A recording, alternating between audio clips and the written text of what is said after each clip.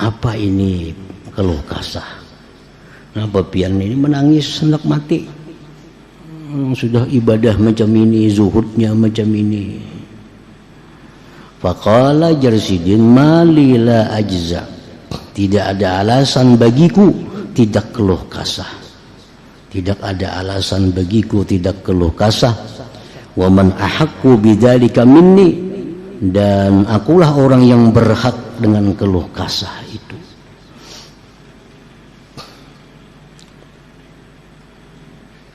Siapa Jarsidin yang kada keluh kesah macam ini, dan aku yang paling berhak keluh kesah.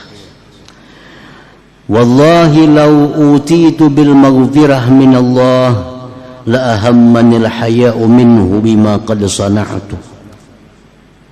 Demi Allah Jarsidin, jikalau didatangkan aku ampunan dari Allah, sungguh merisaukan akan daku, malu dari Allah dengan apa yang telah aku kerjakan. Kalau aku Jarsidin diampuni oleh Tuhan, diampuni oleh Tuhan. Tapi sabuting nang pikirakan betapa malunya kena aku berjumpa Allah. Nah, supannya berjumpa Allah. Bandingannya macam apa? Innar rajul la yakunu bainahu wa bainar rajul az-dzambus shaghir fa ya'fu anhu fala yazalu mustahiyan minhu. Seseorang Jarsidin, seseorang adalah antaranya dan antara orang lain kesalahan kecil. Dia maafkan daripadanya, tapi dia senantiasa malu daripada orang itu. Kan kayak itu kalau kita pernah berbuat salah lawan orang, kita pernah menzaliminya, pernah nyakitinya, kita dimaafkannya, selesai. Tapi tetap kita bila-bila bertamu kita supan lawaninya karena pernah berbuat salah denganinya, walaupun sudah diampuni. Nah ini yang kurisaukan lawan Tuhan kaina di akhirat. Aku berbuat dosa diampuni Tuhan, tapi kena aku malu berjumpa Allah. Karena pernah berbuat kesalahan, pernah berbuat dosa. Jadi yang aku risaukan itu bukan masalah dosa, yang aku risaukan masalah neraka. Yang aku risaukan itu masalah kena betapa malunya aku bertemu Allah karena aku pernah berbuat jahat kepada Allah Subhanahu wa ta'ala. Aswad bin Yazid radhiyallahu ta'ala anhu.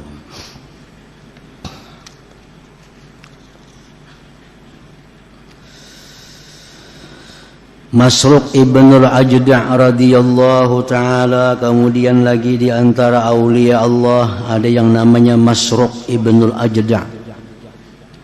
Qala, berkata Masruq, bihasbil mar'i minal jahli ayyu'jiba bi'amali wa bihasbil mar'i minal ilmi ayyakhshallaha.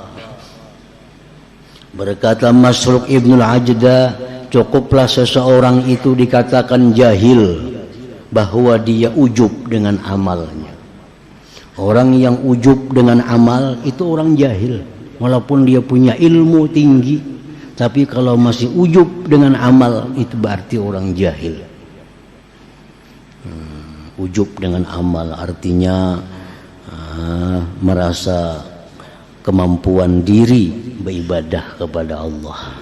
Itu ujub, merasa hebat kawa sembahyang malam, merasa hebat kawa khatam Quran, merasa hebat kawa puasa Daud, merasa hebat tanpa mengingat itu anugerah Allah. Itu ujub, itu orang jahil Jarsidin. Cukuplah ujub itu sebagai bukti jahilnya seseorang.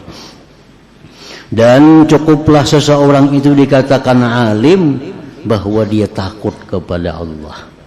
Walaupun dia kada banyak ilmu, walaupun dia kada tinggi ilmu, tapi dia takut kepada Allah, tuh orang alim ngarannya. Itu orang alim. Nya kada tinggi ilmunya, nya kada luas pengetahuannya, tapi nya takut lawan Allah, maka itu orang disebut alim. Disebut di sisi Allah sebagai orang yang alim artinya. Innama yakhshallah min ibadihil ulama. Wa qala, dan berkata lagi Masruq, idza balaga ahadukum arba'ina sana fal ya'khudh hizrahu minallahi ta'ala Berkata lagi Masruq, bila sampai salah seorang kaum umur 40 tahun, maka hendaklah dia mengambil kehati-hatian dari Allah Ta'ala. Kalau umur sudah 40 tahun, hati-hati artinya.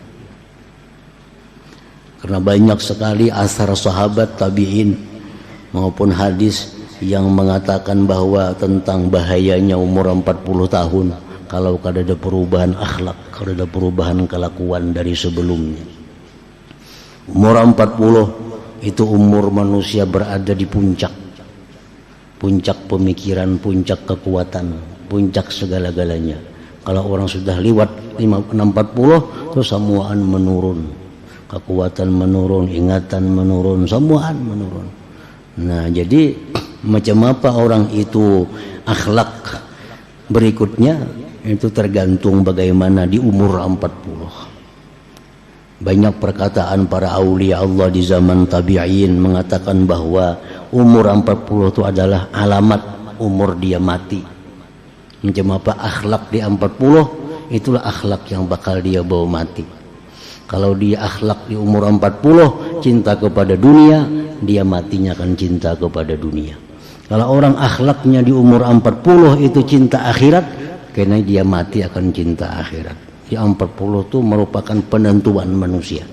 Nah, hati-hati dengan umur 40, ujar Masruq bin Ajdah.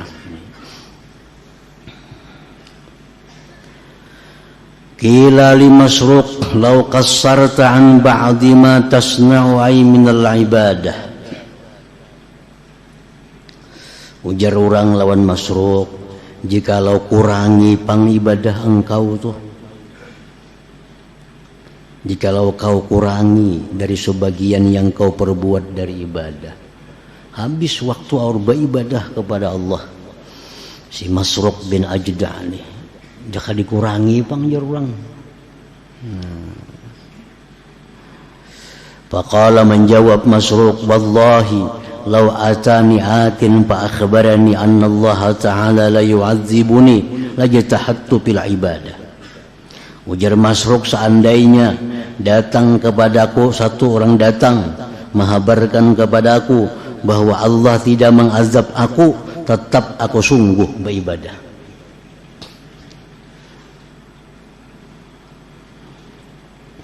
Kada berkurang, kada balamah. Walaupun datang kabar misalnya ikan ini sudah dijamin Allah selamat, tetap kisah aku sungguh-sungguh pada ibadah, kada mengurangi ibadah. Kila wa kaifa dzalik, jora macam apa garang ka itu? Kalau sudah ada misalnya ada kabar nang pasti bahwa engkau ini selamat, apa lagi baik menghimat ibadah. Qala jar Masruq, hatta ta'zurani nafsi in dakhaltu jahannam la alumuha. Sehingga Jasidin menguzurkan akan daku diriku jika aku masuk jahannam, bahwa aku tidak mencela diriku. Sampai Jasidin aku beribadah sungguh-sungguh, sampai aku seandainya masuk neraka, aku kadang mencela lawan diriku. Amma balagha fi qaulillah azza wa jal, adakah tidak sampai kepada engkau firman Allah, wala uqsimu bin nafsil lawwamah innama lamu anfusahum hina saru ila jahannam wa atanaqathumuz zabaniyah.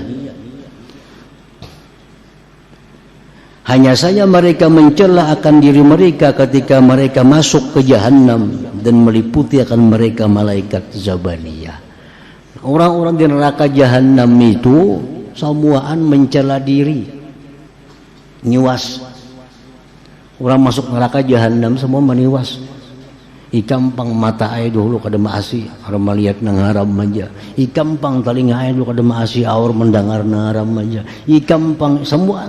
Nah, jadi kita ini masuk neraka itu semua meniwas lawan tubuh-tubuh kita masing-masing. Ikampang kurang ibadah, ikam kurang rajin beribadah, habis masuk neraka mati. Nah, jadi Jasidin aku tetap beribadah dengan sungguh sampai seandainya aku masuk neraka, kada ada lagi nang kutiwas diriku nih. Wahila bainahum wa baina ma yashtahun, dan dipisah antara penghuni neraka dan antara keinginan mereka. Orang neraka tuh kalau ada keinginan, apapun keinginan orang neraka kadang mau dikabulkan. Nah, jadi kalau ahli surga, apapun keinginan mereka pasti dikabulkan. Kalau orang neraka, apapun keinginan mereka kada akan dikabulkan. Kenapa? Kan dipisah. Wahila bainahum wa baina ma yashtahun. Dipisah antara orang neraka dan antara yang mereka inginkan. Hendak banyu, kada diberi banyu. Orang neraka itu hendak istirahat tumat, kada kau diberi istirahat. Jadi apapun dikehendaki orang neraka, kada mau kabul. Wan kata'at anhumul amani, terputus dari orang neraka itu angan-angan. Wa rufi'at anhumur rahmah, dan diangkat dari mereka rahmat.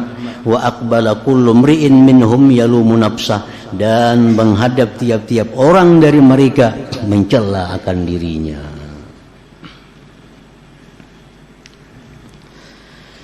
Hajja Masruq falam yanam illa sajidan ala wajhi hatta raja' wa kana yusalli hatta tawarramat qadamah. Naik haji Imam Masruq, beliau tidak tidur kecuali sujud atas wajahnya sampai pulang naik haji, dan beliau sembahyang sampai bengkak kedua kakinya. Wa qala, berkata Masruq, inni ahsanu ma akunu zannan hina yaqulul khadim laisa fil bait qafizun wala dirhamun. Menjadi Masruq bahwa aku sangatlah baik sangkaku ketika khadamku berkata di rumah tidak ada makanan dan tidak ada duit. Wa qala, dan berkata Masruq lagi, innal mar'a, bahwasanya seseorang, la hakikun, sungguh semestinya, ayyakuna lahu majalis, bahwa bagi dia ada punya majelis, yakhlu biha, dia berkhalwat di majelis itu. Setiap orang tuh hendaknya disediain ada berisi majelis, tempat duduk, artinya tempat duduk yang di situ dia berkhalwat, artinya kada kelihatan orang. Kelihatan orang baik anak bininya. Napa di situ? Yatadzakkaru dzunubah wa yastaghfiru minha. Di situ dia duduk khalwat, mengingat dosa-dosanya dan minta ampun dari dosa-dosanya itu. Jadi hendaknya kita ada tempat di rumah itu. Nah, di mana di tempat itu kita sorangan, kada dilihat oleh siapapun. Kita ingat dosa-dosa kita bahari, dosa mata, telinga, mulut, tangan, batis, ingat. Nah, lalu minta ampun kepada Allah. Wa yastaghfiru minha, dan minta ampun daripada Allah Subhanahu wa taala daripada dosa-dosa itu.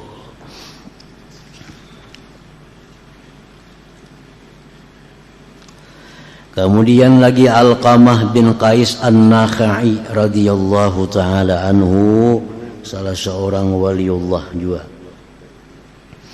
Qila li Alqamah, dikata orang bagi Alqamah, ala takhruju fatuhadditsun nas, adakah engkau tidak keluar, engkau mengajar manusia?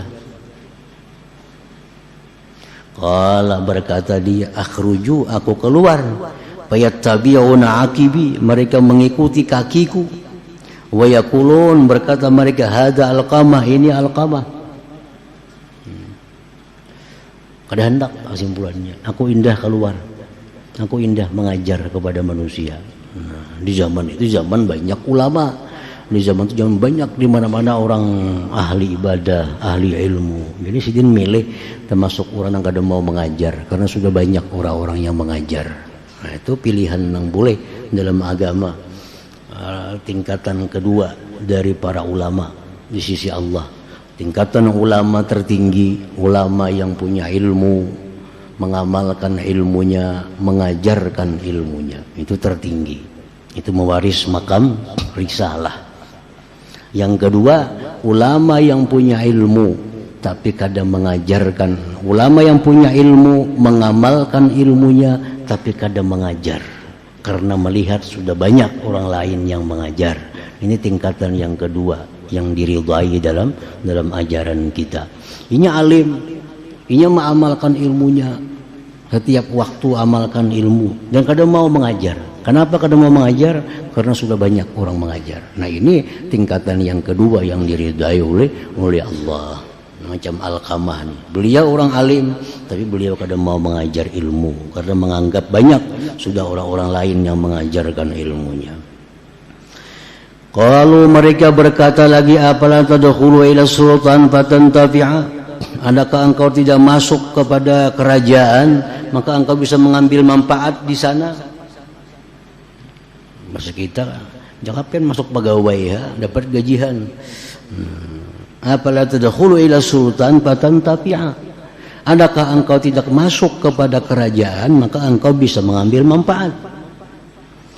Qala jar'al qamah inni la uzibu min dunyahum syai'a illa asabu min dini mislah, bahwa aku tidak dapat dari dunia mereka sesuatu melainkan mereka dapatkan dari agamaku seumpamanya. Kalau aku disuruh masuk kerajaan, aku dapat dunia, tapi agamaku hilang. Seperti itu banyaknya. Seapa aku dapat dunia, itulah agamaku hilang daripada diriku. Nah, kemudian Abdullah ibnu Abil Huzail radhiyallahu taala anhu.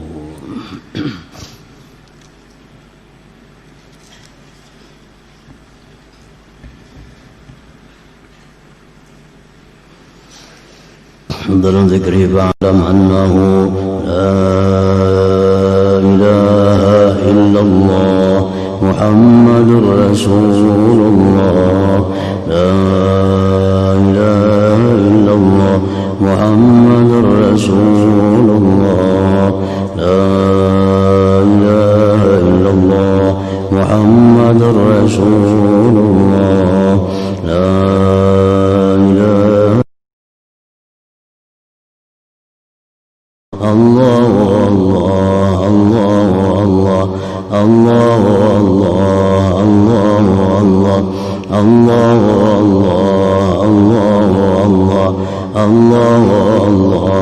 Allah Allah Allah la ilaha illallah Muhammadur Rasulullah, la ilaha illallah Muhammadur Rasulullah, la ilaha illallah Muhammadur Rasulullah, la ilaha illallah. Fatihah. Shiratal ladzina يا أيها الرجل منه شفاعة صلوا عليه وسلموا تسليما.